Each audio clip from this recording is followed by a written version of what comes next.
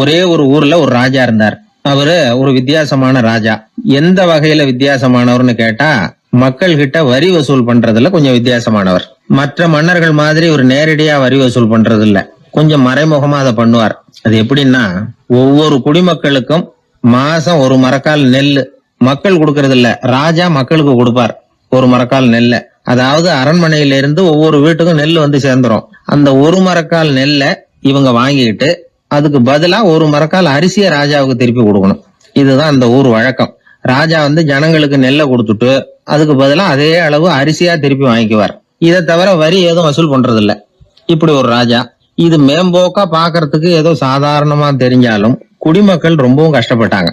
ராஜா கொடுக்கற நெல்லையும் அரிசியாக்கணும், அதோட இன்னும் ஒரு பாதி அரிசியை அவங்க சேர்த்தும் கொடுத்தாகணும். மக்கள் வந்து ராஜாவை திட்ட ஆரம்பிச்சுட்டாங்க. இந்த ராஜா எப்ப சாவார் அப்படின்னு எதிர்பார்க்க ஆரம்பிச்சுட்டாங்க. ஏன்னா ரொம்ப கஷ்டப்படுத்துறாரு அப்படின்னு. பல பேர் அந்த ஊர்ல வீட்டை காலி பண்ணிவிட்டு வெளி தேசத்துக்கு போட்டாங்க. இங்க காலம் தள்ளுறது ரொம்ப கஷ்டம்னு. மக்கள் எதிர்பார்த்தது மாதிரியே நடந்தது. அந்த மன்னன் நோய் வந்து படுத்த படுக்கை ஆயிட்டான். ராஜா இப்படி சாக கிடக்குறாருன்னு தெரிஞ்சும் மக்கள் யாருமே வந்து பாக்கல. எப்படி பாப்பாங்க? அவர் தான் எப்ப போவாருன்னு பாத்துக்கிட்டு இருக்கிறாங்களே. என்ன ஏன் யாருமே வந்து பார்க்க மாட்டேங்கிறாங்க நம்ம குடிமக்கள்ல அப்படின்னு மந்திரி கிட்ட கேட்டார் ராஜா. நம்ம ஊர்ல மக்கள் எங்க இருக்காங்க பாக்குறதுக்குன்னாரு அவரு. ஏன் என்னாச்சு அவங்களுக்குன்னு கேட்டார். அமைச்சர் அப்பதான் அரசனுக்கு அவன் பண்ணின தவற வந்து சுட்டி காட்டினார். மக்களுக்கு இழைத்த கொடுமையை எடுத்து சொல்லி புரிய வச்சார். அதுக்கப்புறம் தான் மன்னருக்கு ஞானோதயம் வந்தது. செய்த பாவங்களை எண்ணி வருத்தப்பட்டான். மெதுவா அமைச்சர் பக்கம் திரும்பி, எங்க என் புள்ளன்னு கேட்டான். அவர் எங்கேயாவது ஊர் சுத்திக்கிட்டு இருப்பார், சூதாட்ட விடுதிகள்ல கிடப்பார் அப்படின்னாரு அமைச்சர். அவன் எங்க இருந்தாலும் உடனே அழைச்சிட்டு வாங்கன்னு உத்தரவு போட்டார் ராஜா. அடுத்த நாளே இளவரசனை கொண்டாந்து நிறுத்தினாங்க. தந்தையே, என்ன செய்யணும்னா சொல்லுங்க அப்படின்னு கேட்டான் இளவரசன். அவர் சொன்னார், மகனே, மக்களுக்கு வந்து நான் பொல்லாதவன் ஆயிட்டேன், அவங்கெல்லாம் என்ன நல்லவன்னு சொல்லணும். அப்படி அவங்கள சொல்ல வைக்க வேண்டியது உன்னோட பொறுப்புன்னார். தந்தையே, நீங்க வந்து கவலைப்படாதீங்க, உங்களை ரொம்ப ரொம்ப நல்லவர்னு மக்கள் சொல்லும்படியாக நான் செய்யறேன் அப்படின்னா பையன். அதுக்கப்புறம் கொஞ்ச நாள்ல பையன் பட்டத்துக்கு வந்தான். அவன் என்ன பண்ணான், வரி வசூல் பண்ற முறையில ஒரு மாற்றத்தை உண்டு பண்ணான். என்ன மாற்றம் பண்ணனான்னா, ஒவ்வொரு வீட்டுக்கும் ஒரு மரக்கால் உமிய கொடுக்கறது, அதுக்கு பதிலா ஒரு மரக்கால் அரிசியை வாங்கிக்கிறது. அப்பா என்ன பண்ணாரு, நெல்லை கொடுத்துட்டு அரிசியா வாங்கினார். இவன் மகன் வந்து உமிய கொடுத்துட்டு அரிசியா வாங்கினான். கொஞ்ச காலம் ஆச்சு. ஒரு நாள் மந்திரியை கூப்பிட்டு கேட்டான், அமைச்சரே, நம்ம ஊர் மக்கள் என்ன பேசிக்கிறாங்க அப்படின்னு. உங்க அப்பா ரொம்ப நல்லவன்னு பேசிக்கிறாங்க அப்படின்னாரு அமைச்சர். எப்படி இருக்கு பாருங்க, இவன் பண்ற கொடுமையில அப்பங்கார ரொம்ப நல்லவன் ஆயிட்டான். அதாவது இளவரசனை விட பழைய மன்னரே ரொம்ப நல்லவர், ரொம்ப பாதி கஷ்டம் தான் இது முழு கஷ்டம்ங்கிறது மாதிரி ஆயிட்டுது. எப்படியோ அப்பாவுக்கு கொடுத்த வாக்க புள்ள காப்பாத்தி விட்டான். அதாவது மன்னர் ரொம்ப நல்லவர்னு சொல்ல வைக்கிறேன்னு தானே சொன்னான், அதே மாதிரி சொல்ல வச்சுட்டான். இந்த காலத்துல இது மாதிரி அப்பாவுக்கு உதவுற பிள்ளைகள் உண்டு. ஒரு பிள்ளையாண்டான்னு சொன்னான், நான் எங்க அப்பாவுக்கு ரொம்ப ரொம்ப உதவியா இருக்கிறேன் அப்படின்னா. அப்படியா, உங்க அப்பாவுக்கு ரொம்ப உதவியா இருக்கிறியா அப்படின்னா, உங்க அப்பா என்ன செஞ்சுட்டு இருக்காருன்னு கேட்டேன். சும்மாதான் இருக்கிறார் அப்படின்னா அவன். சும்மா இருக்கிறதுக்கு இவன் உதவியா இருக்கிறானா? இப்படி இருக்கிறாங்க. அதாவது நல்லவன் அப்படின்னு பேர் வாங்குறது ரொம்ப கஷ்டம். அதை வந்து எந்த வகையில வாங்கணும்னு முடிவு பண்றதுதான் முக்கியம். அதனால வாழ்க்கையில நாம வந்து மன்னரா இருந்தாலும் சரி, சாதாரண மக்களா இருந்தாலும் சரி, நல்லவன் அப்படிங்கிற பேர் வாங்குறது ரொம்ப முக்கியம். அப்படி நல்லவன்கிற பேர் வாங்கிட்டா வாழ்க்கை ரொம்ப சுலபமா அமையும். சில பேருக்கு தொட்டதெல்லாம் வெற்றியா முடியும், சில பேருக்கு தொட்டதெல்லாம் தோல்வியா முடியும். இதுல உள்ள ரகசியம் என்ன, அதை தெரிஞ்சுக்கணும்னா இந்த கதையை கேளுங்க. ஜப்பான்ல ஒரு பெரிய வீரர் இருந்தார். அவர் பேரு நொபுனாகா. அவர்கிட்ட இருந்த படை வீரர்கள் கொஞ்சம் பேர் தான். சிறிய படை பலத்தை வச்சுக்கிட்டு பெரிய பெரிய படைகளை எல்லாம் முறியடிச்சிருக்கிறார் அவர். அவ்வளவு சாமர்த்தியம் உள்ளவர். ஒரு தடவை எதிரி மீது படையெடுத்து போயிருக்கிறார். அப்போ அவருடைய படை வீரர்களுக்கும் தளபதிக்கும் ஒரு சந்தேகம் வந்துட்டுது. இந்த போர்ல நாம வெற்றி பெற முடியுமா அப்படிங்கிற சந்தேகம். இருந்தாலும் இதை எப்படி தலைவர்கிட்ட தெரிவிக்கிறது? ரொம்ப யோசனை பண்ணாங்க. கடைசியா கொஞ்சம் துணிச்சலை வரவழைச்சுக்கிட்டு மெதுவா கேட்டுட்டாங்க. அவரு பார்த்தார், சரி, அதை நாம முடிவு செய்ய வேணாம், புத்த விகாரத்துக்கு போயிட்டு வருவோம், பூவா தலையா போட்டு பாத்துருவோம், என்ன வருதோ அது பிரகாரம் செயல்படுவோம், என்ன சொல்றீங்க? ஏன்னா போருக்கு செல்லும் பொழுது முழு மனசோட போகணும், ஊசலாட்டம் இருக்கக்கூடாது அப்படின்னார். தளபதியும் படை வீரர்களும் சரின்னு ஒத்துக்கிட்டாங்க. உடனே அவங்க எல்லாரும் அங்க பக்கத்துல இருந்த கோயிலுக்கு போனாங்களாம். தலைவர் உள்ள போனார். எல்லாரும் ஆவலோட வெளியில காத்துக்கிட்டு இருக்கிறாங்க. ரொம்ப நேரத்துக்கு அப்புறம் அவர் வெளியில வந்தார். தளபதி, துணை தளபதிகள் எல்லாரையும் கிட்டத்துல கூப்பிட்டார். அவங்க முன்னிலையில ஒரு தங்க காசை எடுத்தார். இத பாருங்க, இப்ப பூவா தலையா போட்டு பாத்துருவோம். பூ வந்தா தோத்துருவோம், தலை வந்தா ஜெயிச்சிருவோம். அதனால பூ விழுந்தா போர் வேணாம், அதை தவிர்த்துருவோம். தலை விழுந்ததுன்னா போருக்கு போவோம். விதி இப்போ நம்ம கையில தான் இருக்கு. இங்க என்ன தீர்ப்பு கிடைக்குதோ அது பிரகாரம் நடப்போம் அப்படின்னு சொல்லிவிட்டு தங்க காசு சுண்டி போட்டார். அது அப்படியே சுழன்று மேல போய் கணீர்னு தரையில வந்து விழுந்தது. எல்லாரும் ஆவலோடு அதை குனிஞ்சி பாக்குறாங்க. தலை விழுந்திருக்குது. ஒரே மகிழ்ச்சி, ஆரவாரம். அதுக்கப்புறம் அவங்களுக்கு சந்தேகம் வரவே இல்லை. அப்படியே உறுதியான ஒரு முடிவோட போருக்கு போனாங்க. வெற்றியோட திரும்பி வந்தாங்க. வெற்றி விழா நடக்குது. தளபதி பேசுறார். இந்த வெற்றியை காசுதான் முடிவு பண்ணிச்சு, அதனால விதியை வெல்ல யாரால முடியும் அப்படின்னார். சொல்லிவிட்டு உட்கார்ந்தார்.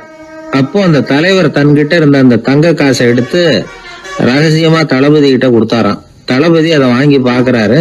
அந்த நாணயத்துல 2 பக்கமும் தலை தான் இருக்குது. இதுல இருந்து என்ன தெரியுதுன்னா, வெற்றியின் ரகசியம் என்னன்னா மன உறுதி தான். எதை செஞ்சாலும் மனக்குழப்பம் இருக்கக்கூடாது. எண்ணி துணிக கருமம், இது வள்ளுவர் வாக்கு. பரீட்சை ரிசல்ட் வர்ற சமயம் ஒரு பையன் ஒரு காசை சுண்டி போட்டு தலையா பூவா பாத்துக்கிட்டு இருந்தான். என்னப்பா பாஸா ஃபெயிலா பாக்குறியா அப்படின்னு கேட்டாங்க. பரீட்சை ரிசல்ட்டை பொறுத்த வரைக்கும் எனக்கு சந்தேகம் இல்லை சார் அப்படின்னா. அப்புறம் எதுக்கு இது அப்படின்னு கேட்டாங்க. ரிசல்ட் வந்த பிறகு எங்க அப்பா என்னை திட்டுறதோட விட்டுருவாரா இல்ல அடிப்பாரா அப்படிங்கறத தெரிஞ்சுக்கிறதுக்காக இது அப்படின்னு. ஒரு பெரிய சிந்தனையாளர் இருந்தார். அவர் ரஷ்யாவில் இருந்தார். நிறைய புத்தகங்கள் எழுதியிருக்கிறார். அவர் பேரு ஓஸ்பென்ஸ்கி. உலகின் மிகச்சிறந்த 3 புத்தகங்கள்ல ஒண்ணு இவர் எழுதியிருக்கிறார் அப்படின்னு கூட சொல்றது உண்டு. அப்பேற்பட்ட எழுத்தாளர். அந்த காலத்துல குருஜீஃப் அப்படின்னு சொல்லி ஒரு பெரியவர் இருந்தார். ரொம்ப எளிமையான வாழ்க்கை வாழ்ந்துகிட்டு இருந்தவர். இவரை தேடி அந்த எழுத்தாளர் வந்தார். ஐயா, உங்ககிட்ட சில கேள்விகள் கேட்டு விளக்கம் பெறலாம்னு வந்திருக்கிறேன்னார். உடனே அந்த பெரியவர் என்ன செஞ்சார் தெரியுமா? ஒரு வெற்று காகிதத்தை எடுத்தார், அவர்கிட்ட கொடுத்தார். இந்தாங்க, இதை வச்சுக்கோங்க. நாம 2 பேரும் பேசுறதுக்கு முந்தி நீங்க ஒரு காரியம் பண்ணணும்னார். என்ன செய்யணும் சொல்லுங்கன்னார் அவரு. இந்த காகிதத்துல உங்களுக்கு தெரிஞ்சதெல்லாம் என்ன, தெரியாததெல்லாம் என்ன அப்படிங்கிற பட்டியலை எழுதிட்டு வாங்க. அதுக்கு பிறகு உங்களுக்கு தெரியாத விஷயங்களை பத்தி நாம 2 பேரும் உரையாடலாம். ஏன்னா உங்களுக்கு தெரிஞ்சதை பத்தி நாம பேசி பிரயோஜனம் இல்லை, தெரியாததை பத்தி பேசினாதான் உங்களுக்கு அது உபயோகமா இருக்கும் அப்படின்னார். இவர் இப்படி சொன்னது அந்த எழுத்தாளருக்கு கொஞ்சம் தர்ம சங்கடமா இருந்தது. நாம எப்பேற்பட்ட சிந்தனையாளர், நம்மள போய் இவர் இப்படி எழுத சொல்றாரு அப்படின்னு நினைச்சாரு. இருந்தாலும் அந்த பெரியவர் பேர்ல இவருக்கு ரொம்ப மரியாதை. அதனால அவர் கொடுத்த காகிதத்தை வாங்கிட்டு தனியா ஒரு இடத்துல போய் உட்கார்ந்தார். யோசிக்க ஆரம்பிச்சார். முதல்ல யோசிச்சார், கடவுளை எனக்கு தெரியுமா அப்படின்னு. கடவுளை பற்றித்தான் எனக்கு தெரியுமே தவிர கடவுளை தெரியாதுங்கிறது புரிஞ்சுது. அதனால தனக்கு தெரிந்த ஒரு விஷயம் கடவுள் அப்படின்னு அவரால் குறிப்பிட முடியல. அடுத்தபடி ஆத்மாவை பத்தி சிந்திச்சார். ஆத்மாவை பற்றித்தான் நமக்கு தெரியுமே தவிர ஆத்மா நமக்கு தெரிஞ்ச விஷயமா இருக்கல அப்படிங்கறது புரிஞ்சுது. அதனால ஆத்மாவையும் தெரிஞ்ச பட்டியல்ல சேர்க்க முடியல. இப்படி ஒவ்வொன்னா அவர் யோசிக்க யோசிக்க எதுவுமே நமக்கு தெரியலங்கிறது அவருக்கு தெளிவாச்சு. நேரா எழுந்திரிச்சு அந்த பெரியவர்கிட்ட போனார். ஐயா, உங்களை சந்திக்கிற வரைக்கும் எவ்வளவோ விஷயங்கள் எனக்கு தெரிஞ்சிருக்கிறதாக நினைச்சேன். ஆனா உங்ககிட்ட நிறைய கேள்விகள் கேட்கணுங்கிற ஆர்வத்தோட தான் வந்தேன். ஆனா நீங்க கேட்ட ஒரு கேள்விக்கு விடை காண முயன்ற போது எனக்கு எதுவுமே தெரியலங்கிறத புரிஞ்சுக்கிட்டேன் அப்படின்னார். அப்படின்னா உலக புகழ்பெற்ற இவ்வளவு புத்தகங்களை உங்களால எப்படி எழுத முடிஞ்சதுன்னு கேட்டார். இவர் சொன்னார், ஐயா, இப்பதான் எனக்கு புரியுது. எனக்கு தெளிவில்லாத பல விஷயங்களையும் நான் எழுதியிருக்கிறேன். அவையெல்லாம் வெறும் வார்த்தை குவியல்கள்ங்கிறத நான் இப்ப உணர்றேன். வார்த்தைகளே அறிவு அப்படிங்கிற மயக்கத்திலிருந்து இப்ப நான் விடுபட்டுட்டேன். அறிவு துறையில நான் ஒரு பூஜ்யம்ங்கிறது புரிஞ்சு போச்சு அப்படின்னார். இப்போ பெரியவர் சொன்னார், இப்பதான் உங்களுக்கு உண்மையான அறிவு ஏற்பட ஆரம்பிச்சிருக்குது.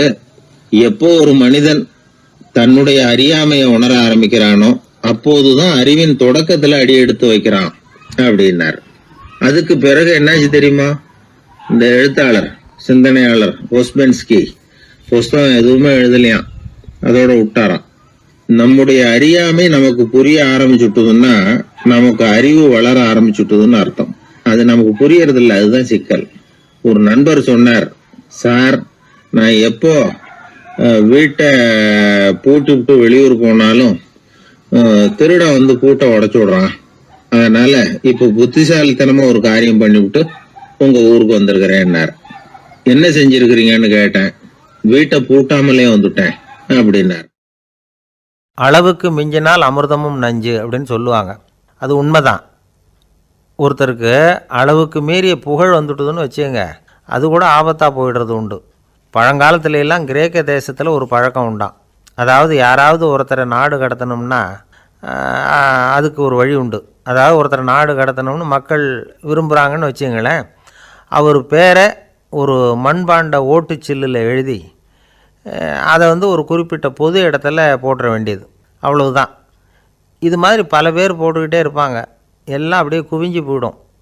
அந்த ஓட்டாஞ்சில்லு குவியலில் யாருடைய பேர் அதிகமாக இருக்குதோ அந்த நபரை ஒரு 10 ஆண்டுகள் நாடு கடத்தி விடுவாங்க.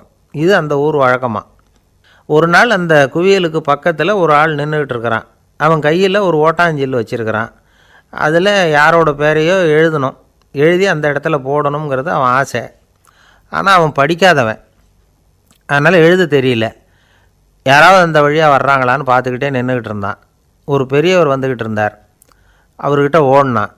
கையில் இருந்த மண்பாண்ட சில்லை கொடுத்தான். ஐயா, இதில் ஒரு பேர் எழுதி கொடுங்களேன்னா. அந்த பெரியவர் அதை வாங்கி கையில் வச்சுக்கிட்டு, என்ன பேர் எழுதணும் சொல்லு அப்படின்னா. இவன் சொன்னான், அரிஸ்டைடிஸ் அப்படின்னு எழுதுங்க அப்படின்னா. இதை கேட்டதும் அந்த பெரியவருக்கு அதிர்ச்சி. ஏன்னா அவர் தான் அரிஸ்டைடிஸ், தத்துவ மேதை அரிஸ்டைடிஸ் அவர். இருந்தாலும் நான் தான் அதுங்கிறத காட்டிக்காமல் அந்த ஆளுக்கிட்ட கேட்டார். அது சரிப்பா, அரிஸ்டைடிஸுங்கிற பேரை எழுத சொல்கிற, அவர் உனக்கு என்ன கெடுதல் பண்ணார்? அவர் பேரை இதில் எழுத சொல்கிறியே அப்படின்னு கேட்டிருக்கார். அதுக்கு இவன் சொன்னானா, அவர் எனக்கு எந்த கெடுதலும் பண்ணலை, அவரை நான் பார்த்தது கூட இல்லை அப்படின்ட்டுருக்கான். அப்புறம் எதுக்காக அவரை நாடு கடத்தணும்னு நீ ஆசைப்படுற அப்படின்னு கேட்டிருக்கார். இப்போ அந்த ஆள் சொல்கிறான், அரிஸ்டைடஸை பற்றி எல்லாரும் பேசுகிறாங்க, அவர் ரொம்ப நல்லவர், அவர் ஒரு பெரிய அறிவாளிங்கிறாங்க, அவர் ஒரு பெரிய வள்ளல், பேரறிஞர், இப்படி எல்லாரும் சொல்கிறத கேட்டு கேட்டு எனக்கு ரொம்ப அலுத்து போயிட்டுது, அதனால தான் வெறுப்பாயிட்டேன் அப்படின்னு நானும். இதிலேருந்து என்ன தெரியுது? நாம் நல்லவனாக இருக்கிறதுல ஒன்றும் இடைஞ்சல் இல்லை. ஆனால் நம்மளை நல்லவன் எல்லாரும் சொல்ல ஆரம்பிச்சிட்டாங்கன்னு வச்சுக்கோங்க, அப்போ இடைஞ்சல் ஆரம்பம்னு அர்த்தம். எதுவுமே அளவுக்கு மிஞ்சி போகாமல் பார்த்துக்க வேண்டியது ரொம்ப அவசியம். அளவுக்கு அதிகமாக ஆசைப்படாதவங்களில் ஆப்ரஹாம் லிங்கனும் ஒருத்தரான். அவர் ஒரு தடவை தன்னுடைய நண்பர்கள்கிட்ட பேசிக்கிட்டு இருந்தாராம். ஒருத்தர் கேட்டிருக்கார், ஒரு மனுஷனுக்கு கால்கள் எவ்வளோ உயரம் இருக்கணும் அப்படின்னு கேட்டாராம். இதுக்கு ஆப்ரஹாம் லிங்கன் சொன்னாராம், அது என்ன, இடுப்புலேருந்து தரையை தொடுற அளவுக்கு உயரம் இருந்தால் போதும் அப்படின்னாராம். ஒரு ஜென் துறவி, அவருக்கு ரொம்ப வயசாகிட்டுது, கடைசி காலம். நண்பர்களெல்லாம் கூப்பிட்டார். நண்பர்களே, நான் வித்தியாசமான முறையில் சாகணும்னு ஆசைப்படுறேன், அதுக்கு ஏதாவது யோசனை சொல்லுங்களேன் அப்படின்னு கேட்டாராம். நண்பர்கள் சிரித்தாங்க. என்ன பேச்சு பேசுகிறீங்க, சாவறதுங்கிறது என்ன விளையாட்டு கத்தனமான காரியமா அப்படின்னு கேட்டிருக்காங்க. அந்த துறவி கொஞ்ச நேரம் யோசனை பண்ணார். அப்புறம் கேட்டாராம், இது வரைக்கும் யாராவது நடந்துக்கிட்டே இறந்துருக்குறாங்களா அப்படின்னாராம். எல்லாரும் இல்லைன்னாங்களாம். ஒருத்தர் மட்டும் சொல்லியிருக்கார், அப்படியும் ஒருத்தர் இறந்துருக்கிறதாக ஒரு கதையில் படிச்சிருக்கிறேன், ஒரு ஞானியால் தான் அப்படியெல்லாம் செய்ய முடியும் அப்படின்னு அவர் சொன்னாராம். சரி, அப்படின்னா அந்த முறை நமக்கு வேணாம், நின்றுக்கிட்டே யாராவது உயிரை விட்டுருக்காங்களா அப்படின்னு விசாரித்தாராம். அப்படியும் ஒருத்தர் இறந்துருக்கிறார் அப்படின்னாங்களாம். மறுபடியும் அந்த துறவி யோசனை பண்ணியிருக்கிறார். ஏதாவது வித்தியாசமான முறையில் நாம் போகணும் அப்படிங்கிறது அவருடைய விருப்பம். மனிதன் எப்படி வாழ்கிறானோ அப்படி இறப்பது தான் நல்லது. சரி, யாராவது தலைகீழாக யோகம் செய்யும் நிலையில் இறந்துருக்கிறாங்களா அப்படின்னு விசாரித்தாராம். நண்பர்கள் சிரித்தாங்க. தலைகீழாக நின்னபடி இறந்ததாக நாங்கள் கேள்விப்பட்டதே இல்லை, அது முடியாத காரியம் அப்படின்ட்டுருக்காங்க. இப்போ அந்த துறவிக்கு திடீர்னு உற்சாகம் வந்துட்டுது. உடனே எழுந்திரிச்சார், தலைகீழாக நின்னார், அப்படியே உயிரை விட்டுட்டார். அவ்வளோதான். அந்த மடாலயத்தில் ஒரே குழப்பம், எப்படி அவரை கீழே இறக்கி படுக்க வைக்கிறது அப்படின்னு புரியல. இப்படி உயிர் விடுறதை பற்றி அவங்க இது வரைக்கும் கேள்விப்பட்டதும் இல்லை. உண்மையிலேயே இவர் இறந்து தான் போனாராங்கிறதும் தெரியல. சோதித்து பார்த்தாங்க, இதய துடிப்பு, நாடி துடிப்பு எல்லாம் நின்று போயிருந்தது. இவர் எப்பவும் இப்படி தான், என்ன பண்ணுறது இப்போது அப்படின்னு சொல்லி எல்லோரும் குழம்பிக்கிட்டு இருக்கிற சமயத்தில் ஒரு பெரியவர் யோசனை சொன்னார். இந்த துறவியோட மூத்த சகோதரி பக்கத்து மடாலயத்தில் இருக்கிறாங்க, அவங்கள இங்கே அழைச்சிட்டு வந்தால் ஏதாவது வழி கிடைக்கும் அப்படின்னார். அந்த அம்மாவுக்கு 90 வயசு. அழைச்சிட்டு வந்தாங்க. ஒரு குச்சியை ஊன்றிக்கிட்டு அப்படியே மெதுவாக நடந்து வந்தாங்க. வந்து தம்பி தலைகீழாக நின்று உயிர் விட்டு இறக்கிறத பார்த்தாங்க. தம்பின்னு கூப்பிட்டு பார்த்தாங்க, ஒன்றும் காணோம். உடனே என்ன பண்ணாங்க, தன்னுடைய கைத்தடியால் தம்பியோட உடலை ஒரு தட்டு தட்டினாங்க. ஏப்பா சாகிறப்பவும் உன்னுடைய குறும்புத்தனத்தை விடலையா? இப்படியாடா சாகிறது, ஒழுங்காக செத்து தொலை அப்படின்னாங்களாம். அவ்வளவுதான். உடனே அந்த துறவி திரும்பி நேராக நின்னார். அக்கா கோவப்படாத, நான் ஒழுங்காக சாகிறேன், எப்படி செத்தா என்ன, எல்லாம் எனக்கு ஒன்று தான் அப்படின்னு சொல்லிவிட்டு அப்படியே தரையில் படுத்து உயிரை விட்டாராம். அதுக்கப்புறம் அந்த அம்மா கோலை வந்து கையில் எடுத்துக்கிட்டு அப்படியே திரும்பி கூட பார்க்காம அவங்க பாட்டுக்கு போயிட்டாங்களாம். மரணத்தை ஒரு விளையாட்டாக ஆக்கிய அந்த துறவிக்கு வாழ்க்கையே ஒரு விளையாட்டாக தான் இருந்திருக்குது. எந்த நோக்கமும் இல்லாமல் செயல்படுறதுன்னா என்னங்கிறதும் அவருக்கு தெரிஞ்சிருக்குது. பயனை எதிர்பார்க்காம பணி செய்து வாழ்ந்து மறைந்த மகான் அவர். தம்முடைய தொழிலை வந்து விளையாட்டு போல் செய்ய தெரிஞ்சவருக்கு வாழ்க்கையே ஒரு விளையாட்டாக மாறிடும். எல்லாமே விளையாட்டாகி விடுகிற போது மரணமும் விளையாட்டாகிவிடும் அப்படிங்கிறது தான் அந்த தத்துவம். ஆனால் அதுக்கு முன்னாடி உங்களுக்குள்ளே இருக்கிற உண்மையான நடிகனை வந்து நீங்கள் அடையாளம் கண்டுபிடிக்கணும். நீங்கள் நடிக்க வேண்டியதே இல்லை, நீங்கள் ஏற்கனவே நடிச்சுக்கிட்டு தான் இருக்கிறீங்க. நீங்கள் இந்த உண்மையை தெரிஞ்சுக்கணும், அவ்வளவுதான். இதுதான் ஞானிகளுடைய கருத்து. நீங்கள் தெருவில் நடந்து போயிட்டுருக்கிறீங்க, எதிரில் வர்றவர் உங்களை பார்த்து எப்படி இருக்கிறீங்கன்னு கேட்குறார். நல்லா இருக்கிறேங்கிறீங்க. உண்மையிலேயே நாம் நல்லா இருக்க மாட்டோம், ஏதாவது உடம்புல கோளாறு இருக்கும். ஆனால் அப்படி சொல்லுவோம் நல்லா இருக்கிறேன் அப்படின்னு. அது நடிப்பு தானே. உங்களை சந்தித்ததில் ரொம்ப மகிழ்ச்சி அப்படின்னு சொல்கிறோம். உடனே கொஞ்சம் நிதானமாக யோசித்து பாருங்கள், உண்மையிலேயே உங்கள் மனசு மகிழ்ச்சி அடைஞ்சுட்டுதா? அது நடிப்பு தானே. வாழ்க்கையை சரியாக புரிஞ்சுக்கிட்டால் எல்லாமே நடிப்புங்கிறது புரியும். கல்யாண பத்திரிக்கை அனுப்பியிருந்தேனே, ஏன்டா வரலன்னு கேட்டான் ஒருத்தன். வந்திருந்தேனே அப்படின்னானா இவன். டேய் ஏன்டா போய் சொல்கிற, நான் பத்திரிக்கையே உனக்கு அனுப்பலையே அப்படின்ட்டுருக்கான் அவன். அதுக்கு இவன் சொன்னானா, பத்திரிக்கை அனுப்புனேன்னு நீ போய் சொல்கிறப்போ கல்யாணத்துக்கு வந்தேன்னு நான் போய் சொல்லக்கூடாதா அப்படின்னானா. ஒரு பெரிய பியானோ கலைஞர் வியன்னாவில் இருந்தார். ரொம்ப புகழ்பெற்ற இசை கலைஞர் அவர். இங்கிலாந்து மகாராணி விக்டோரியா அவருடைய சங்கீதத்தை கேட்கணும்னு ஆசைப்பட்டாங்க. அவரை அரண்மனைக்கு கூப்பிட்டாங்களாம். பியானோ வாசிக்க சொல்லி கேட்டாங்களாம். இவரும் ரொம்ப பிரமாதமாக வாய்ச்சி காட்டியிருக்கார். உடனே பாராட்டி பரிசுகள்லாம் கொடுத்து அனுப்புனாங்களாம். அந்த இசையை கேட்குறதுல அரசிக்கு ரொம்பவும் ஆர்வம் உண்டு. அதனால் அதுக்கப்புறமும் அந்த கலைஞர் அடிக்கடி அரண்மனைக்கு வர வேண்டிய அவசியம் ஏற்பட்டது. ஏன்னா அரசி கூப்பிட ஆரம்பித்தாங்க. இவர் போகணும், அங்கே இசை நிகழ்ச்சி நடத்தணும். இவர் அங்கே பாடி வாசிக்கிறது உண்டு. ஒரு தடவை வந்து மகாராணி அவரை பார்த்து உங்கள் நாட்டு தேசிய கீதம் பாடுங்களேன் அப்படின்னு கேட்டாங்களாம். உடனே அவர் தன்னுடைய நாடான ஆஸ்திரியாவின் தேசிய கீதத்தை பாடியிருக்கிறார். அவர் பாட ஆரம்பித்த உடனே மகாராணி எழுந்திரிச்சு நின்னாங்களாம். அதுக்கு மரியாதை செலுத்துகிற நோக்கத்தோடு பாட்டு முடிகிற வரைக்கும் அப்படியே நின்றுக்கிட்டு இருந்தாங்களாம். இதுதான் அந்த அரசியினுடைய பெருந்தன்மை. அதாவது நாட்டுப்பற்றுங்கிறது அந்த அளவுக்கு அப்படி இருக்கணும். இப்படி ஒரு அரசியே நம்ம நாட்டு தேசிய கீதத்துக்கு எழுந்திரிச்சு நின்று மரியாதை செலுத்துகிறாங்க அப்படிங்கிறத புரிஞ்சிக்கும் பொழுது அந்த முதிய கலைஞரின் மகிழ்ச்சிக்கு அளவே இல்லையாம். அதுக்கப்புறம் அந்த பியானோ கலைஞர் ஒரு நாள் தன்னுடைய நண்பர் ஒருத்தர்கிட்ட பேசிக்கிட்டு இருந்தாராம். அப்போ சொன்னாராம், மகாராணியார் வந்து எனக்கு எவ்வளவோ பரிசுகள்லாம் கொடுத்துருக்குறாங்க. ஒரு தடவை எனக்கு வைரக்கல் பதித்த அணி ஒன்றை கூட பரிசாக கொடுத்தாங்க. ஆனால் அதை விட உயர்ந்த விலை மதிக்க முடியாத அணி என்ன தெரியுமா? நான் என்னுடைய நாட்டு தேசிய கீதத்தை நான் பாடுறப்போ அவங்க எழுந்திரிச்சு நின்று மரியாதை செலுத்தினாங்களே, அதுதான் எனக்கு கிடைச்ச மிகப்பெரிய பரிசு அப்படின்னாராம். எனக்கு தெரிஞ்ச சங்கீத வித்வான் ஒருத்தர் இருக்கார். சமீபத்தில் ஒரு நாள் அவரை பார்த்தேன். எப்படி போயிட்டுருக்கு உங்கள் தொழில் அப்படின்னு கேட்டேன். ரொம்பவும் வித்தியாசமாக போயிட்டுருக்குங்க அப்படின்னார். என்ன சொல்கிறீங்க அப்படின்னேன்.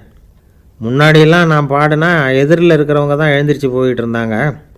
இப்போ எப்படின்னா நான் பாட ஆரம்பிச்சுட்டா உடனே பக்கவாத்தியக்காரனே எழுந்திரிச்சு போயிடுறான் அப்படின்னார் ரொம்ப வேதனையோட. எது ரொம்பவும் கஷ்டமான காரியம் அப்படின்னு கேட்டார் ஒருத்தர்.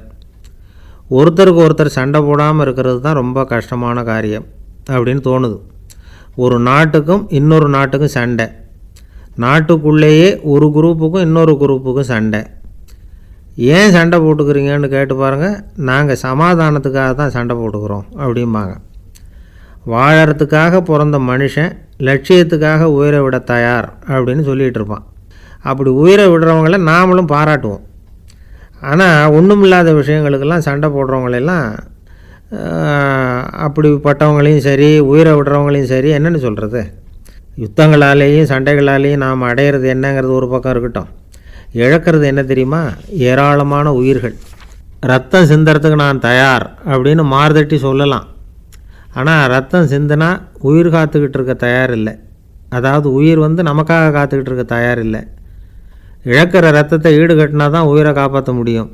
அதனால் இது சம்மந்தமாக ஆராய்ச்சி செய்கிற கட்டாயம் ஏற்பட்டு போச்சு. அதோட விளைவாக புதுசாக ஒன்றை கண்டுபிடிச்சிருக்கிறாங்க. அதுதான் செயற்கை இரத்த பொடி. இப்போ இந்த திடீர் சாம்பார் பொடி, திடீர் ரசப்பொடி, திடீர் காப்பி பொடி இப்படிலாம் சொல்கிறோம்ல, அது மாதிரி இது திடீர் இரத்த பொடி. இஸ்ரேல் ஒரு சின்ன நாடு, மக்கள் தொகை குறைச்சல், அதோட போர்கள் வேறு. அதனால் காயம்பட்டவங்களை காப்பாற்றியே தீர வேண்டிய கட்டாயம். காப்பாற்றணும்னா ரத்த இழப்பை தடுக்கணும். அப்படின்னா உடனடியாக புது ரத்தம் செலுத்தி ஆகணும். திடீர்னு ரத்தம் வேணும்னா எங்கே போகிறது? அதுவும் கிடைக்கிற ரத்தம் சேர்கிற குரூப்பாக இருக்கணும். ஒரு வேடிக்கை பார்த்தீங்களா, நான் வேறு குரூப்பு நீ வேறு குரூப்புன்னு இவன் சண்டை போடுறான். இதில் அடிபட்டவனுக்கு ரத்தம் கொடுக்க போனால் அதுலேயும் அது வேறு வேறு குரூப்பாக இருக்குது. அது ரத்தமும் வேறு வேறு குரூப்புன்னு சொல்லிகிட்டு இருக்குது. எந்த குரூப்பு ரத்தம் வேணும், அது உடனடியாக கிடைக்கலன்னா என்ன பண்ணுறது? இப்படிப்பட்ட கஷ்டம்லாம் நமக்கு வந்துடுது. இதுக்காக தான் விஞ்ஞானிகள் இந்த ரத்த பொடியை கண்டுபிடிச்சிருக்கிறாங்க. அதாவது ஒரு ஆள் அடிபட்டு போட்டான்னு வச்சுங்களேன், அவனுக்கு ரத்தம் கிடைக்கல, உடனே என்ன பண்ணலாம்? இந்த சுத்தப்படுத்தப்பட்ட தண்ணீரை கொஞ்சம் எடுத்துக்க வேண்டியது, அதில் இந்த ரத்த பொடியை கரைக்க வேண்டியது. இப்போ இந்த செயற்கை ரத்தம் தயாராகிட்டுது. இதை அந்த ஆள் உடம்புல ஏற்றி விட்டுற வேண்டியது. இயற்கையாக நம்ம உடம்பில் இருக்கிற ரத்தம் என்னென்ன வேலை செய்யுதோ அதே வேலையை இதுவும் செய்யும். அதாவது ஆக்சிஜனை உடம்புல எல்லா இடத்துக்கும் எடுத்துகிட்டு போகுது. அந்த வேலையை இந்த செயற்கை ரத்தமும் செஞ்சுடுது. ஆனால் ஒரு விஷயம், இந்த செயற்கை ரத்தம் ஒரு அவசரத்துக்கு தான் உபயோகப்படுத்தலாம், ஒரு முதல் உதவி மாதிரி. அதை அப்படியே நிரந்தரமாக விட்டுற முடியாது. பின்னாடி தேவையான குரூப்பு உண்மையான ரத்தம் கிடைச்ச உடனே அதை செலுத்திக்கணும். உண்மையான ரத்தத்தை 20லேருந்து 40 நாள் வரைக்கும் தான் பாதுகாக்க முடியும். அதுவும் குளிர்பதன பெட்டியில். அதுக்குள்ளே உபயோகப்படுத்தலைன்னா அது வீணாக போயிடும். இந்த ரத்த பொடி அப்படி இல்லை, எவ்வளோ நாள் வேணும்னாலும் அப்படியே வச்சுருக்கலாம். குளிர்பதன பெட்டியும் தேவையில்லை. ஆனால் ஒன்று, இது தண்ணியில் கலந்து செயற்கை ரத்தமாக ஆக்கிவிட்டா அதோட வலு 72 மணி நேரம் தான். அதாவது 3 நாள். அதுக்குள்ளே அந்த ஆசாமியை எங்கேயாவது ஆஸ்பத்திரிக்கு தூக்கிட்டு போய் உண்மையான ரத்தத்தை கொடுத்துடணும். சண்டையில் அடிபடுறவங்க, சாலை விபத்தில் அடிபடுறவங்க, இவங்களுக்கெல்லாம் அவசரத்துக்கு கை கொடுத்து உதவுறது இந்த செயற்கை ரத்த பொடி. அதுக்கப்புறம் நாம் கொடுக்குற ரத்தம் தான் அவங்கள காப்பாற்றணும். இன்றைக்கி ரத்தத்தை தானமாக கொடுக்க தயாராக இருக்கிற நல்ல உள்ளங்கள் ஏராளம். எவ்வளவு ஆக்சிடெண்ட்டு, ஆப்ரேஷன், இதில் சம்மந்தப்பட்டவங்களை காப்பாற்றுறது நாம் தானமாக கொடுக்குற ரத்தம் தானே. ஒரு ஆக்சிடெண்ட்டு, ஒரு ஸ்கூட்டர் ஒரு ஆள் மேலே மோதி விட்டுது, பார்த்து வரக்கூடாதா அப்படின்னா அந்த ஆள், நீ தான் பார்த்து நடக்கணும், ஏன்னா 20 வருஷமாக நான் அந்த ஸ்கூட்டரை ஓட்டிகிட்டு இருக்கிறேன் அப்படின்னானா இவன். இதுக்கு அவன் சொன்னானா, நீ தான் பார்த்து ஓட்டணும், ஏன்னா 40 வருஷமாக நான் இப்படி நடந்துக்கிட்டு இருக்கிறேன் அப்படின்னானா. ஒரு ஊரில் ஒரு ராஜா இருந்தார். பெரிய அரண்மனையில் தான் இருக்கிறார். எல்லா வசதியும் இருந்தது. இருந்தாலும் அவர் எல்லாரும் சொல்கிறது எப்படி தெரியுமா? பிச்சைக்கார ராஜா. அப்படி ஒரு பேர் அவருக்கு நிலச்சி போச்சு. ஜனங்களும் சரி, மற்ற தேசங்களில் உள்ளவங்களும் சரி, அவர் அந்த பேர் சொல்லியே குறிப்பிடுறது வழக்கமாக போட்டுது. இது அவருக்கு ரொம்ப கவலையாக போச்சு. என்ன இது, நம்மளை தேடி வர்றவங்களுக்கெல்லாம் நாம் சோறு போடுறோம், நம்ம புகழ்ந்து பாடல் ஏற்றி கொண்டு வர்ற புலவர்களுக்கெல்லாம் அவங்க எப்படி வந்தாலும் ஒருவேளை சோறு போடணுங்கிறது உத்தரவு.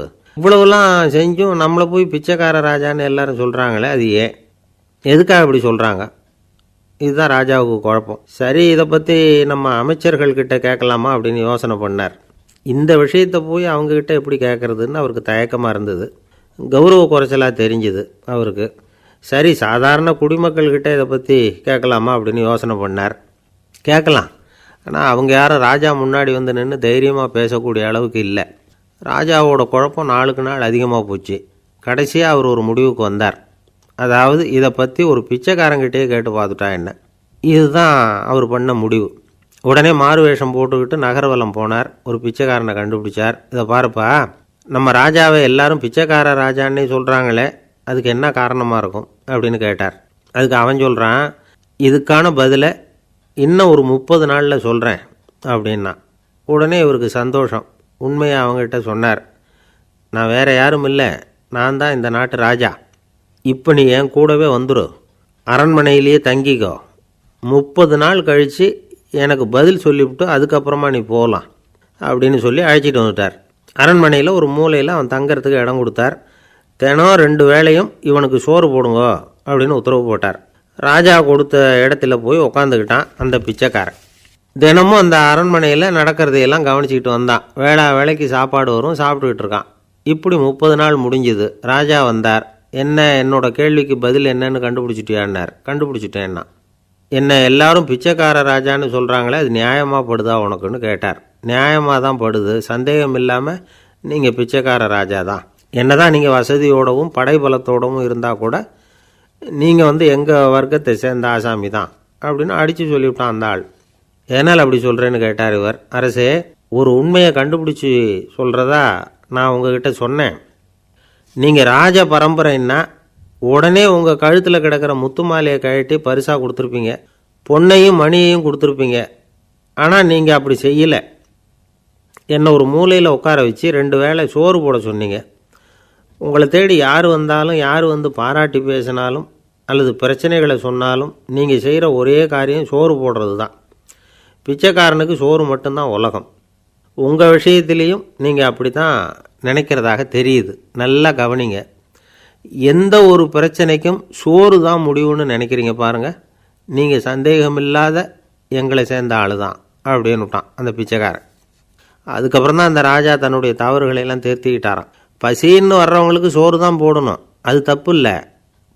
பாராட்ட வர்றவங்களுக்கெல்லாம் சோத்தையே போட்டு அனுப்புனா இப்படி தான் பேர் வரும். எனக்கு தெரிஞ்ச ஒருத்தர் தினமும் யாராவது ஒருத்தரை தன் வீட்டுக்கு அழைச்சிட்டு போவார், சாப்பாடு போட்டு அனுப்புவார். முன்னறிவிப்பு இல்லாமல் திடீர்னு ஒரு விருந்தாளியோட வீட்டில் போய் இவர் நிற்கிறது வழக்கம். அந்த அம்மாவும் இவருக்காக தயார் பண்ணி வச்சுருந்ததை இவர் அழைச்சிட்டு வந்திருக்கிற விருந்தாளிக்கு போட்டுருவாங்க. விருந்தாளி சாப்பிட்டுட்டு போனதுக்கப்புறம் இவர் மனைவிகிட்ட உனக்கு சிரமம் வேணாம் அப்படின்னு சொல்லிவிட்டு பக்கத்தில் உள்ள ஒரு ஹோட்டலுக்கு போய் காசு கொடுத்து சாப்பிட்டுட்டு வந்துடுவார். பல நாள் இப்படி நடக்கும். ஒரு நாள் அவரை தனியாக கூப்பிட்டுக்கிட்டு போய் ஏன் இப்படி பண்ணுறீங்கன்னு கேட்டோம். அதுக்கு அவர் சொல்கிறாரு, எங்கள் வீட்டு சாப்பாட்டிலேருந்து தப்பிக்கிறதுக்கு எனக்கு வேறு வழி எதுவும் தெரியல சார், அதனால தான் இப்படி பண்ணிகிட்ருக்கிறேன் அப்படின்னார் ரொம்ப பரிதாபமாக. ஒருத்தன் எப்படி நடந்துக்கிறாங்கிறத வச்சு தான் அந்த ஆள் எப்படிங்கிறத நாம் முடிவு பண்ணுறோம். ஆளுமைன்னு சொல்கிறோம்ல, அதுக்கு சூழ்நிலைகளை ஆளுகின்ற தன்மை அப்படின்னு விளக்கம் கொடுக்குறார் ஒரு உளவியல் நிபுணர். சரி, ஒரு மனிதனுடைய ஆளுமையை உருவாக்குகிற விஷயங்கள் என்னென்ன? பிறப்பு, வளர்க்கப்பட்ட விதம், படிப்பு, நண்பர்கள், சமுதாயம், இப்படி நிறைய உண்டு. ஆளுமையின் அடிப்படையில் சில மனநோய்கள் உண்டாகுது. அதெல்லாம் என்னென்னங்கிறத தெரிஞ்சு வச்சுக்கிட்டோம்னா நம்ம கூட இருக்கிறவங்கள அடையாளம் கண்டுபிடிக்கிறதுக்கு அது ரொம்ப உபயோகமாக இருக்கும். ஃப்ரெனாய்டு ஆளுமை அப்படின்னு ஒன்று. இந்த கோளாறு உள்ளவங்க எப்படி இருப்பாங்க தெரியுமா? அதிக உணர்ச்சி, சந்தேகம், பொறாமை இதெல்லாம் அதிகமாக இருக்கும். வளைஞ்சு கொடுக்க மாட்டாங்க. அடுத்தவங்களோட இணக்கமான உறவு இருக்காது. அவங்க செய்கிற தப்புக்கெல்லாம் அடுத்தவங்களை குறை சொல்லிகிட்டு இருப்பாங்க. இது ஒரு ரகம். அடுத்தது ஸ்கிசாய்டு ஆளுமை அப்படின்னு சொல்கிறாங்க. இந்த கோளாறு உள்ளவங்க அடுத்தவங்களோட பழக கூச்சப்படுவாங்க. சின்ன வயசுலேயே இது ஆரம்பமாயிடுது. பகல் கனவுலேயே சஞ்சரிப்பாங்க. அவங்களுடைய விரோதம், கோபம் இதை கூட வெளியில் காட்டிக்க முடியாமல் இருப்பாங்க. இவங்களுக்கு அகமுகம், பிரச்சனைகள்லேருந்து ஒதுங்கி எதுலேயும் ஈடுபாடு இல்லாதவங்களாக இருப்பாங்க. இப்படி ஒரு ரகம். அடுத்தது சைக்ளோதமிக் ஆளுமை அப்படின்னு சொல்கிறாங்க. அது என்னென்னா உணர்ச்சிகளில் ஏற்றத்தாழ்வு அதிகமாக இருக்குமா. சில சமயம் பார்த்தா மகிழ்ச்சியாக இருப்பாங்க, சில சமயம் சோகமாக உட்காந்துருப்பாங்க. அவங்க மனநிலைக்கு தகுந்த மாதிரி சமூக நிகழ்ச்சிகளில் பங்கெடுத்துக்குவாங்க. இன்னொரு வகை என்னென்னா எண்ணப்பீடிகை ஆளுமை அப்படின்னு பேர் வச்சுருக்கிறாங்க. அதுக்கு இவங்களுக்கெல்லாம் கரெக்டாக இருக்கணும். எல்லாம் சட்டத்திட்டம் எதுலேயும் ஒரு ஒழுங்குமுறை, இப்படி எதிர்பார்க்குற மனோபாவம். இவங்க எதிர்பார்ப்புக்கும் வரன்முறைக்கும் மற்றவங்க கட்டுப்படணும்னு நினைப்பாங்க. இந்த நிலைமை நீடித்தா என்ன ஆகும் தெரியுமா? அலைக்கழிக்கிற எண்ணங்கள் திரும்ப திரும்ப ஒரே செயலை செய்ய தூண்டுற மனத்தளர்ச்சிக்கு ஆளாயிடுறாங்க. அடுத்தது ஹிஸ்டீரியா ஆளுமை. சின்ன விஷயத்தையெல்லாம் பெருசுப்படுத்தி நாடகமாக்குற நடிகர்கள் இவங்க. உணர்ச்சி அதிகம் உள்ளவங்க. இவங்க மன எழுச்சியில் பக்குவமின்மை, குழந்தைத்தனம், முதிர்ச்சியின்மை எல்லாம் இருக்கும். தன்னலம் மிக்க குணம். பிறர் தன்னை மட்டுமே கவனிக்கணும்னு நினச்சி செயல்படுறது, இதெல்லாம் இவங்க அடையாளம். அடுத்த ரகம் எப்படின்னா வளர்ச்சியற்ற ஆளுமைன்னு சொல்கிறாங்க. அடுத்தவங்களோட இணங்கி போக முடியாதவங்க, அறிவு, மன எழுச்சி, சமூக உறவு இதில் எல்லாம் போதுமான வளர்ச்சியையும் நிறைவையும் பெற முடியாதவங்க இவங்களால வாழ்க்கையில் முன்னேற முடியாது. பிச்சைக்காரங்க, குற்றவாளிகள் இவங்ககிட்டெல்லாம் இது மாதிரியான ஆளுமை அதிகமாக இருக்குமா. அடுத்தது என்னென்னா சோர்வு உடைய ஆளுமை. எதுலேயும் உற்சாகம் இல்லாமல் சோர்ந்து போயிருப்பாங்க. அதுக்கெல்லாம் நமக்கு வலிமை இல்லைப்பா அப்படின்னு சொல்லிகிட்டு இருப்பாங்க. சின்ன விஷயங்களுக்கெல்லாம் அதிர்ச்சி அடையிறது, வாழ்வின் சுவையை அனுபவிக்க முடியாதவங்க. இன்னொரு ரகம் இது கொதித்தெழும் ஆளுமைங்கிறாங்க.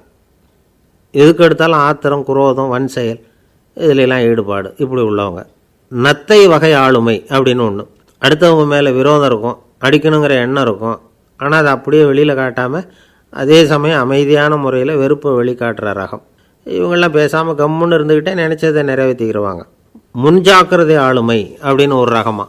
பாதுகாப்பின்மை, சந்தேகம், முழுமையின்மை, அறவேக்காட்டுத்தனம் இந்த மனப்போக்கு அதிகமாக இருக்கிறதுனால அகம்பாவம், புடிவாதம், எச்சரிக்கை எல்லாம் அளவுக்கு மீறி இருக்கும். இதுவரைக்கும் நாம் பேசிக்கிட்டு இருந்த ஆளுமை பண்புகள் அளவுக்கு அதிகமாக போயிட்டுதுன்னா ஆளுமை கோளாறுகள் ஏற்படும். அதன் அடிப்படையில் மனவியாதிகள் வருமா. அதனால் இணக்கமான எல்லாரும் விரும்புகிற இயல்பான ஆளுமையை பெறுவதற்கு நாம் முயற்சி செய்யணும் அப்படிங்கிறது மனோதத்துவ நிபுணர்களுடைய ஆலோசனை. ஒருத்தர் ஒரு மனோதத்துவ டாக்டரை தேடிட்டு வந்தாராம். டாக்டர், எனக்கு மனசில் ஏதோ வியாதி, ஆளுமை கோளாறு, அதாவது எனக்கு சீக்கிரமாக செத்து போனால் தேவையில்லைன்னு தோணுது அப்படின்னாராம். உடனே அந்த டாக்டர், சரி அப்படின்னா இங்கே இருங்க, நான் வைத்தியம் பார்க்குறேன் அப்படின்னாராம். ஆஃபீஸு முடிஞ்சு வீட்டுக்கு போகிற சமயத்தில் ஒருத்தர் கடைக்கு போய் ஸ்வீட் வாங்கினார். சரி, வீட்டுக்கு பிள்ளைங்களுக்கு தான் வாங்கிட்டு போகிறார் அப்படின்னு மற்றவங்க நினச்சாங்க. அவர் அப்படி செய்யல. அந்த இடத்துலையே பொட்டலத்தை பிரித்தார். திருட மாதிரி அப்படியே சுற்றி ஒரு தரம் பார்த்துக்கிட்டார். யாரும் தெரிஞ்சவங்க இல்லைங்கிறத முடிவு பண்ணிவிட்டு அவசரமாக அதை அப்படியே போட்டு முழுகிவிட்டு கையை தொடச்சிக்கிட்டு நல்ல பிள்ளை மாதிரி நடந்து போக ஆரம்பிச்சிட்டார். அவர் யாருன்னா, அவரோட பிரச்சனை எல்லாருக்கும் தெரியாது, சில பேருக்கு தான் தெரியும். அதாவது அவர் உடம்பில் சர்க்கரை இருக்குதுன்னு டாக்டர் சொல்லிவிட்டாராம். அதனால் வீட்டில் சர்க்கரையே இவர் கண்ணில் காட்டுறதில்ல. அதனால் இவர் யார் கண்ணிலையும் படாமல் இப்படிப்பட்ட வேலைகள்லாம் செய்கிறது வழக்கம். யாருக்கும் தெரியாமல் இப்படி ஸ்வீட்டை வாங்கி சாப்பிட்டுட்டு அவர் பாட்டுக்கு போயிடுறது. இப்படிப்பட்டவங்களுக்கெல்லாம் கொஞ்சம் ஆறுதலான தகவல் இன்றைக்கி. அது என்னென்னா, நாம் சாப்பிட்ற சர்க்கரைக்கும் நம்ம உடம்பில் உள்ள சில கோளாறுகளுக்கும் அப்படி என்ன தான் சம்மந்தம் இருக்குது. இதை பற்றி சமீபத்தில் சில ஆராய்ச்சிகள்லாம் நடந்திருக்குது. ஏன்னா சர்க்கரைன்னாவே விஷம் மாதிரி அதை பார்க்குறவங்களும் சில பேர் உண்டு. சின்ன பிள்ளைங்களுக்கு வயத்தில் பூச்சி உண்டாகிறதுலேருந்து பெரியவங்களுக்கு நீரிழிவு வர்ற வரைக்கும் எல்லாத்துக்கும் சர்க்கரை தான் காரணம்னு சொல்லிகிட்டு இருக்கிறோம். ஆனால் அந்த அளவுக்கு பயப்பட வேண்டிய அவசியம் இல்லை அப்படின்னு சொல்கிறாங்க. சர்க்கரை வியாதி, இருதய நோய், பித்த நீர்ப்பை நோய் இதெல்லாம் சில நோய்கள்லாம் நாம் சாப்பிட்ற சர்க்கரைக்கும் தொடர்பு இருக்குன்னு நினைக்கிறோம். ஆனால் அப்படி சம்பந்தம் உண்டுங்கிறதுக்கு போதுமான அளவுக்கு ஆதாரம் இல்லை அப்படிங்கிறாங்க ஆராய்ச்சியாளர்கள். ஒரே ஒரு சம்பந்தம் தான் உறுதியாக இருக்குதான்.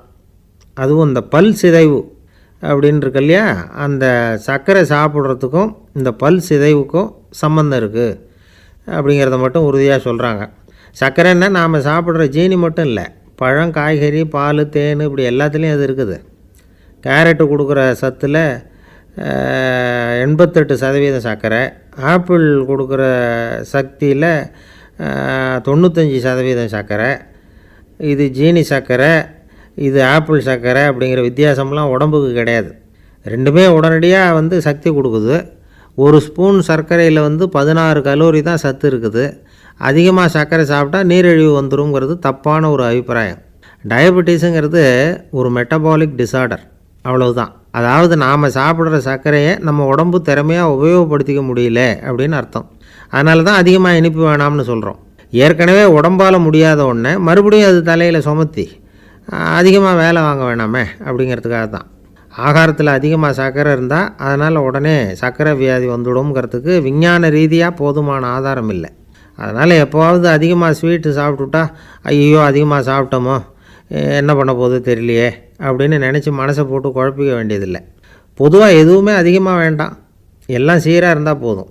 நீரிழிவுங்கிறது புதுசாக வந்துட்ட ஒரு நோய் இல்லை, ரொம்ப காலமாகவே இருக்கிற ஒன்று தான். நம்ம முன்னோர்கள் இதை மதுமேகம் அப்படின்னு சொல்லுவாங்க. அதை கட்டுப்படுத்துறதுக்கு அவங்களே சில வழிமுறையை சொல்லி வச்சுருக்கிறாங்க. அது என்னென்னா வேறு ஒன்றும் இல்லை, இந்த பாவக்காய், முள்ளங்கி, அருகம்புல் அவ்வளவுதான். வெள்ளை முள்ளங்கி இருக்குல்ல, அதை வாரத்துக்கு 3 நாள் சாப்பிட்டுக்கிட்டு வாங்க. நூலுக்கோல் ரொம்ப நல்லது. இல்லைன்னா முள்ளங்கி சாறு ஒரு அவுன்ஸு சாப்பிட்டுட்டு வரலாம். ரத்தத்தில் சேர்கிற சர்க்கரை அளவை இதெல்லாம் கட்டுப்படுத்துது. சிறுநீரில் காணப்படுகிற சர்க்கரை அளவையும் சமநிலைப்படுத்துது. தினமும் ஆகாரத்தில் கோதுமை, கேழ்வரகு, வெந்தயம், கருவேப்பிலை, சோயாபீன்ஸ் எது கிடைக்குதோ சேர்த்துக்கலாம். இப்படிலாம் செஞ்சுக்கிட்டு வந்தால் அப்புறம் வீட்டுக்கு தெரியாமல் கடையில் போய் நின்றுக்கிட்டு ஸ்வீட் வாங்கி திருட்டுத்தனமாக சாப்பிட வேண்டிய அவசியமே உங்களுக்கு வராது. 2 ஆசாமிகள் கடற்கரையில் உட்காந்து சாவகாசமாக பேசிக்கிட்டு இருந்தாங்களாம். ஒருத்தர் சொன்னார், இன்னொருத்தருக்கு தெரியாமல் ஸ்வீட்டு சாப்பிட்றதே எப்பவும் இடைஞ்சல் தான் சார். நேற்றுக்கு பாருங்கள், அப்படி தான் சாப்பிட்டுக்கிட்டு இருந்தேன், வீட்டுக்காரி கண்ணில் போட்டுவிட்டுதோ, அதுக்கப்புறம் ஒரே ரகலையாக போச்சு அப்படின்னாராம். எனக்கு கூட அப்படி தான் சார் ஆகிட்டுது, ஒரே ரகலை அப்படின்னாராம் இன்னொருத்தர். நீங்கள் சாப்பிட்டதும் உங்கள் வீட்டுக்காரங்க கண்ணில் போட்டுவிட்டுதா சார் அப்படின்னு கேட்டிருக்கார் இவர்.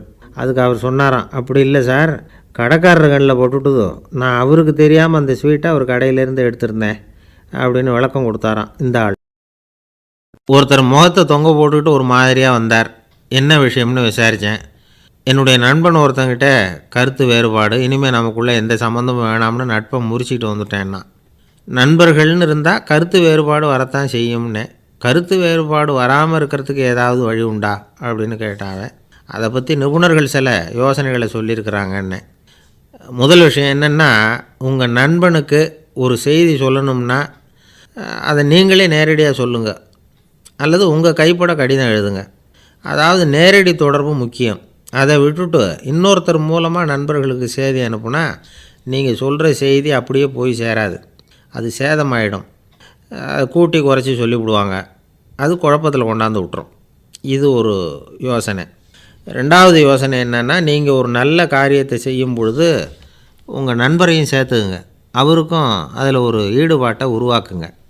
3வது யோசனை, நம்ம பக்கத்தில் இருக்கிற நண்பர் மகிழ்ச்சி அடைகிற மாதிரி ஏதாவது செய்யணும். சின்ன சின்ன செயல்களாக இருந்தாலும் பரவாயில்ல, அவர் நமக்கு எதுவும் செய்யலையே, நாம் எதுக்கு செய்யணும் அப்படின்னு நினச்சிக்கிட்டு இருக்கக்கூடாது.